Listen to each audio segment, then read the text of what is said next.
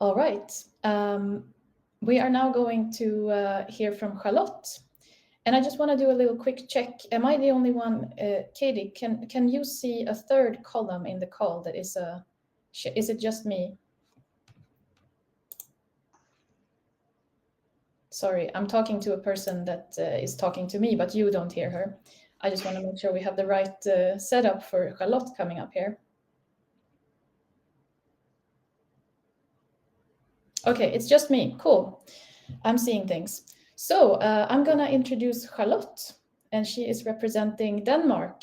And Charlotte has a very interesting background. She is a data engineer at Novonesis, and she comes from a background as a classical pianist. And she's going to talk to us today about data engineering's perspective, practitioner's perspective. So please, take it away. Thank you very much for your kind introduction. Do you hear me? Could you confirm that you're hearing me? Okay, good. Great. And you're seeing my screen. That's awesome. All right, guys. So I just need to find my notes. No. Okay. Yes, I was very surprised, but and flattered by being invited to do a talk today. So my first, of course, thought was, what am I going to say to you? Because you're all these brilliant people working in all kinds of settings.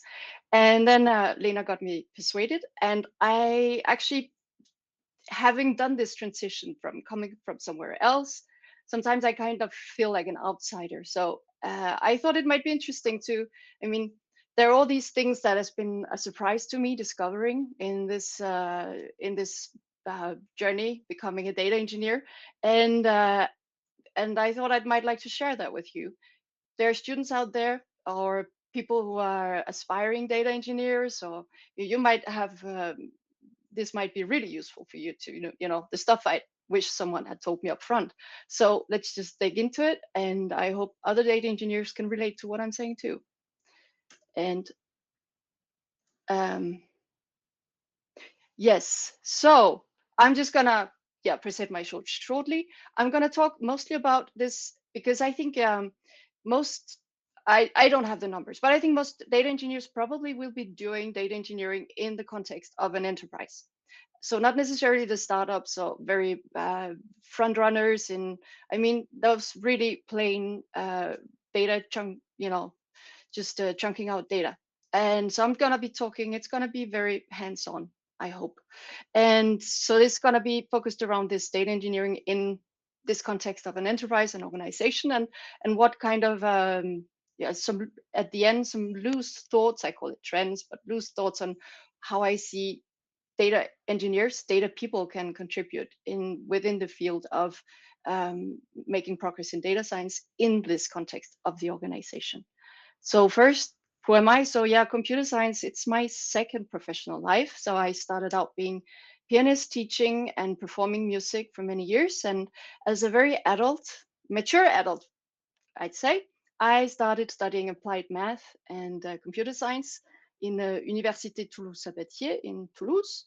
And I graduated 6 years ago, roughly, with a master's degree, which was named Données et Connaissances, so meaning data knowledge in French. And I worked shortly in French IT consultancy before returning to my native Denmark. And I've been working mostly in roles as around system developer, data engineer in different organizations of various sizes, mostly in the pharmaceutical area. So what do we mean? What do I mean when I say data engineering? Because it's not something that you go to the university and you do the course data engineering. So what people usually tend to think of, it's this classical extract, transform, load schema. But I actually like this illustration better that I borrowed.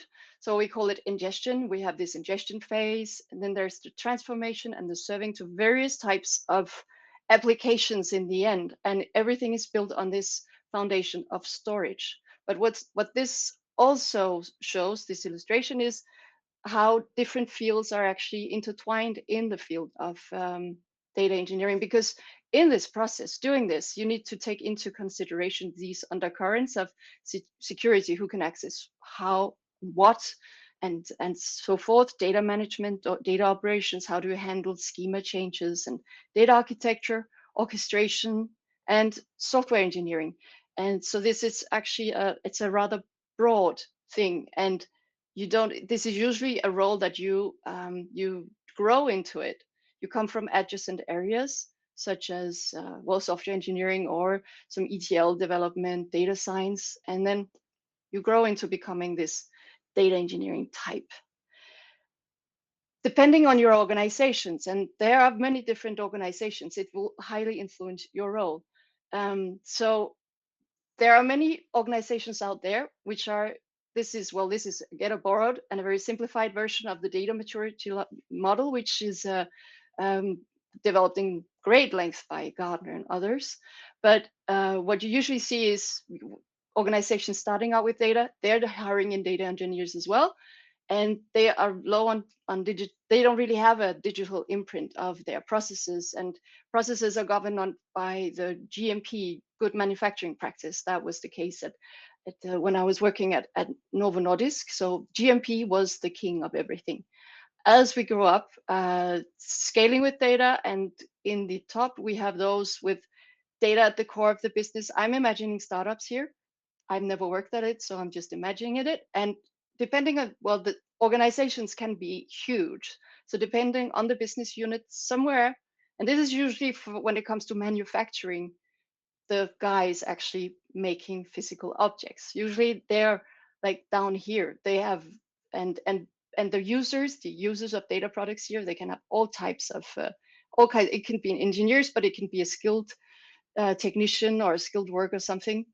And whatever you do, you need to adapt to that situation. In my case, I'd say we're around here because my team came out from global optimization, and for optimization you need data. So we were kind of front runners in our organization, but there are definitely business units who are in the starting out with data, and yeah, so this will influence your role. So Novonesis, what are they making? They're making enzymes for your laundry tablets and for so before they end up in the laundry, they start us out as fermentation, very long fermentation processes. And I bet most of you out there, you have at some point in time been making your own bread, perhaps with the sourdough. So you know that little jar of dough standing on your kitchen table. That's fermentation. So multiply that by, I don't know, millions, and you get the Novonesis production facilities with tanks. So it's tons, and it's three-figured numbers of tons of this really heavy liquids, and it's a very long-running processes over several weeks. And this heavy liquid, which is kind of muddy and smelly, it needs to be in constant movement, otherwise it will go stale. And so you gotta imagine you have these big mechanic arms like rotating inside those tanks, and imagine the size of that engine running that thing. So I'm getting to it. Wait, guys. So if this fails, you are talking millions of bucks that you are literally down the drain. So of course you want to prevent this. Predictive maintenance, this is really a use case for this. And that's why in predictive maintenance, vibration analysis, so measuring vibrations on those engines running those arms, is a really important aspect. And it's a very researched and well documented area.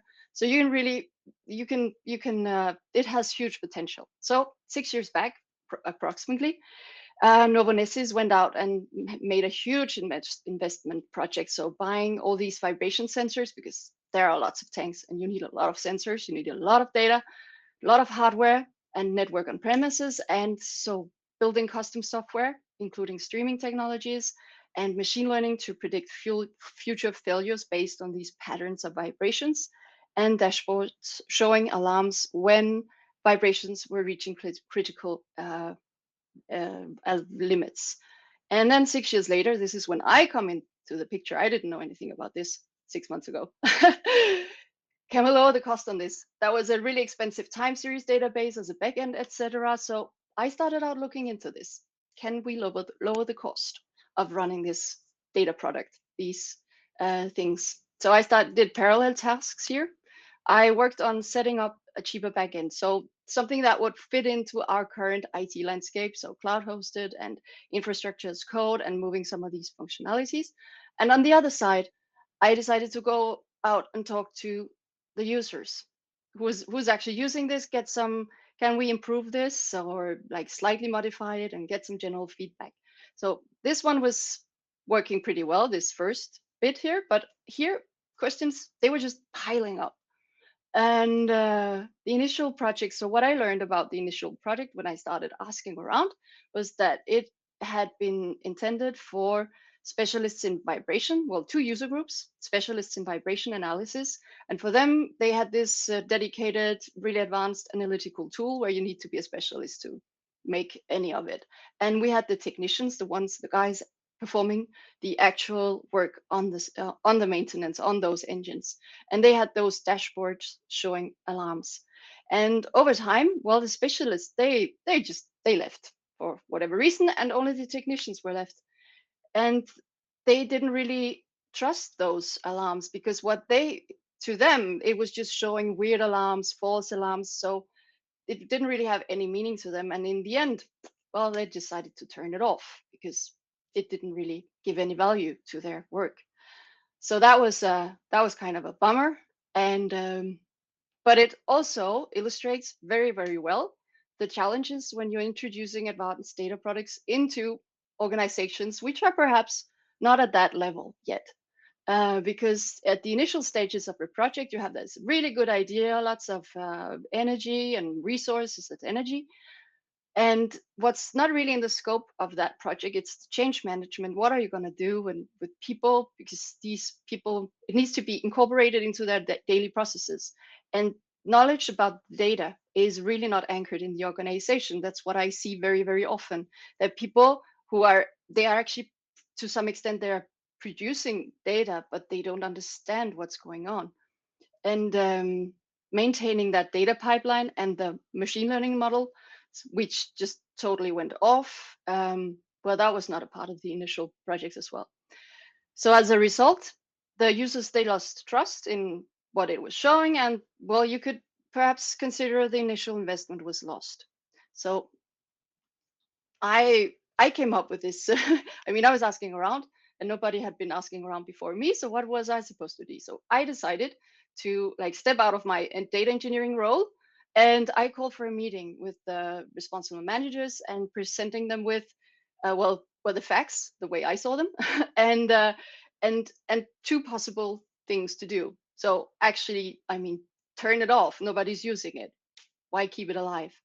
And just save the bucks and the trouble. And the second option, well, don't let the initial effort be wasted. We have those data. We have high velocity and high volume data. We have all those sensors. It would be a waste. So, but try to comply with the users' data maturity. What are the users actually wanting?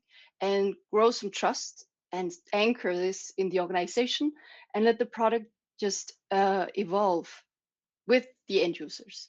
So this ended up being the final solution. So I built this thing. We have this was a part of the initial project. So with sensors on the fermentation tanks and all these production sites that we have, with data streams running to a cloud solution, ending up in our Kafka, hosted on the NS, it was our own hosted Kafka.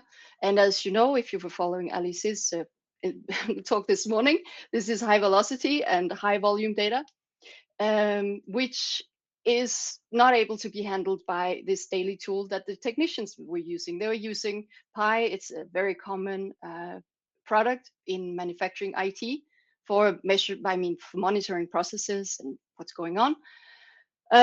So that's their daily go-to tool. So I ended up doing this. I built I created a subset using Databricks, which is the platform we're on. I created a subset of these high volume data to make it fit into Pi, so it wouldn't like break that system, because it's this, they know how to use it, those technicians, and they were asking for visual trends. They wanted just to visually see how are those vibrations going up and down depending on the project and the phase of the fermentation, etc. We could reuse this as a global solution across production sites, and through Pi, they could also get what they were asking for. These end users, they wanted to have automatic notifications when reaching those critical alarms. They didn't want to like look at a dashboard. So this ended up being the final solution. So if I look back on this, which was a little like, it was not a straight line project. So you could ask yourself, where's the product owner in this? Or where's the enterprise architect or some of the auxiliary roles which are supposed to handle these things? Well, reality is that it's a maturing data organization, and we are very small teams, and roles are overlapping. Next, will this be worth the effort? Well, data maturity is really built over time. It's a process, and it's about building relationships in the organization, have promoters of data in the organization. Well, that's my take on it anyway, so far with my current experience. And very importantly, I think, is in this kind of a context, you gotta be pragmatic, and sometimes kill your darlings, or just figure out what is feasible within the current solution. Be curious and go and ask those questions. Why? And how do you use it? And what's it worth to you? And etc. So because this in the end will create better data products for this organization where you work. So now coming to my loose thoughts on how can data engineers, or what kind of paths do I see based on my limited experience here. So if we come back to this thing with the data maturity, as this project shows, it requires, well, data is mature, we had data, but the people consuming the data, they weren't really ready for this advanced data product. So what I often find in these projects, in these types of an organization, is that there is this lack of a cross-domain language, a language that will allow technical people like me talk to, I don't know, process engineers, or to technicians, or project managers, or and I think there is this in the organizations. There will be a growing demand for technical people asking these whys and how do you use it, in order to translate that into some technical solution. And I think data engineers, or data scientists as well, depending on, data engineers are in a really good position to be that kind of a person, because they usually have a really good overview of the IT landscape in the organization, and they also have they know the organization but through the data they know the organization, so they actually are pretty good, they're in a good position to be able to do this translation or cross-domain thing. Another thing is that we are there are a lot of data products out there, so it's probably not going to be a lot of databases, etc. And they have these, so I call them configurable cloud data platforms. I think organizations are going to move in that direction a lot, because they have this benefit of a higher throughput, because there's a lot of things which has already been pre-configured by whatever provider. There are at least a handful out there. I put 3 of them. And it's lowering the bar for just entering into this domain of being able to do data science and data work, and play with, and experiment with the machine learning, or what kind of a thing you want to play around with. It's also going to mean that there's going to be less need for those very, very skilled, specialized people who know how to maintain a Spark cluster or a Kafka cluster or something like that. But of course, there is this thing that this is just hiding the complexities, even though the vendors might say otherwise. If you don't know what you're doing, if you don't know how to configure the thing, it's going to break at some point, or it's going to bite you in the ass, which happens once in a while. and all those sets of best practices regarding security and modularity and software engineering, writing clean code, etc. They still apply.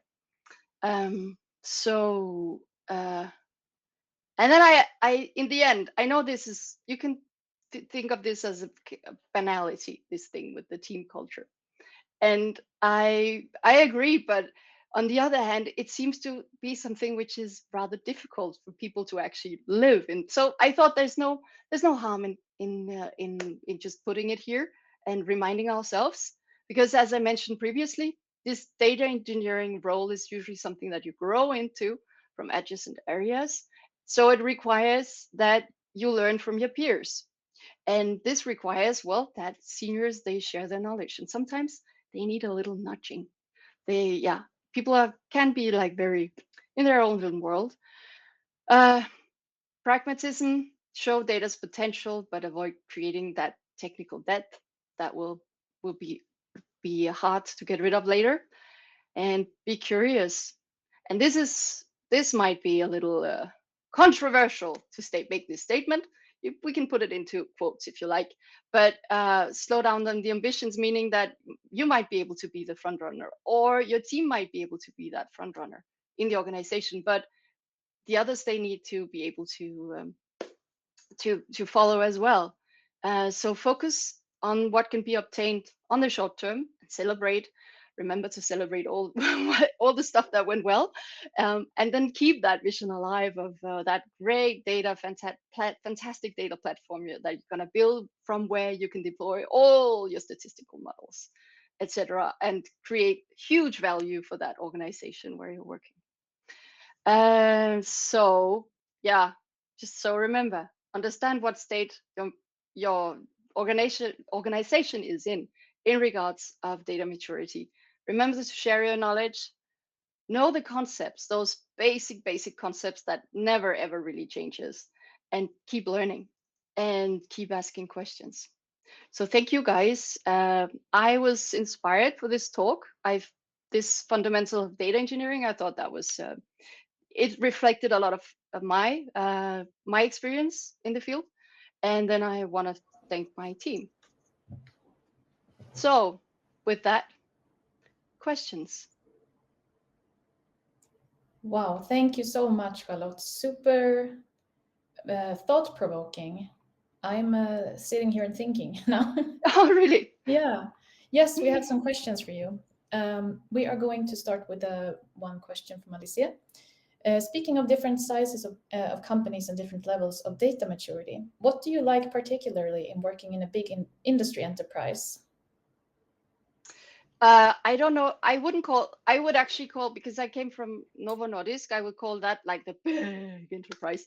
And Novonesis is quite smaller. And I like small is nice, actually, to me, because the organizational landscape the complexity scales the bigger the organization is. And I thought, and the landscape as well, the IT landscape. So I personally, but again, Novo Nordisk, it's such a big company, so it's really hard to generalize. And it really depends. It depends highly on the team. I mean, to me, everything depends on the team you're in. Does it make? I mean, are you happy to go to work? And are you given really interesting tasks to make, interesting problems to solve? Yeah, absolutely.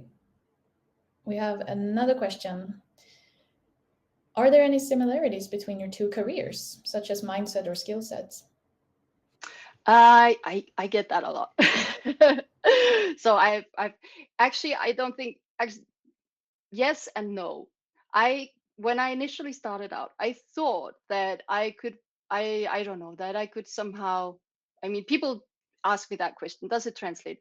Actually, no. The only thing that really translates is the method, the working method. That is persistency and discipline and not giving up and keep trying. I'd say that. But if you look at it in a historical perspective, actually, how do you pronounce that? Pythagoras in Pythagore. Yeah, Yeah. in English. Yeah, we know who. Yeah, the old Greek guy. So he was a mathematician, but what is perhaps less known, he was actually one of the very first named music theorists. So mathematics and music, they've been married since the ancient Greek. Yeah. Yeah. Awesome. Then we have Alicia being fascinated with the physical world here. What does it mean to work with physical sensors? Like, if they break, do you need to go and do maintenance? Yes, you do. Doing it? And how do you interact with it as a data engineer? No, I haven't really been touching on that thing. I pick data up at the topic of the Kafka topic. That's where I pick up data. But of course, I need to understand what kind of a data. And I actually never went and saw one of those sensors, which is a little embarrassing. I should definitely go and see one of those fermentation tanks too.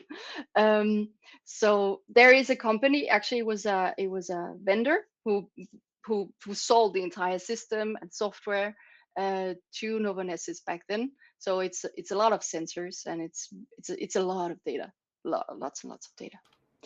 And the maintenance is actually okay. So the maintenance is done by our maintenance guys, and sometimes they cut a cable and they have to go and fix it, and then we don't get data. But there's really no surveillance on that thing, because the project was, as I discovered, was kind of partially abandoned, not really abandoned, but it was like somebody decided it was done, and then yeah, it was done, and then it just ran, and it wasn't really anchored.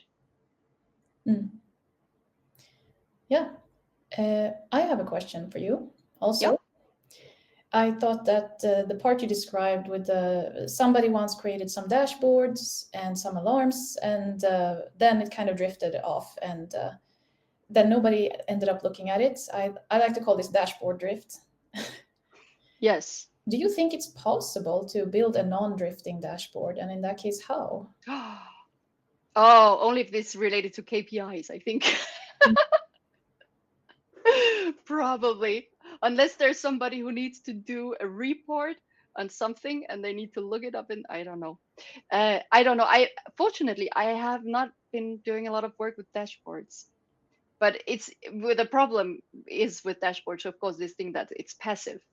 And people are really requesting, like, oh, we want to get a notification. They don't want to be in that passive role. And they don't necessarily look at them, which I understand. Yeah. So not drifting dashboards, I don't know. I don't think so. I think there's a fair chance that it's very difficult. Yeah. All right. Then I think it's time to wrap it up. Thank you so much, Charlotte, for your talk. Thank you for listening.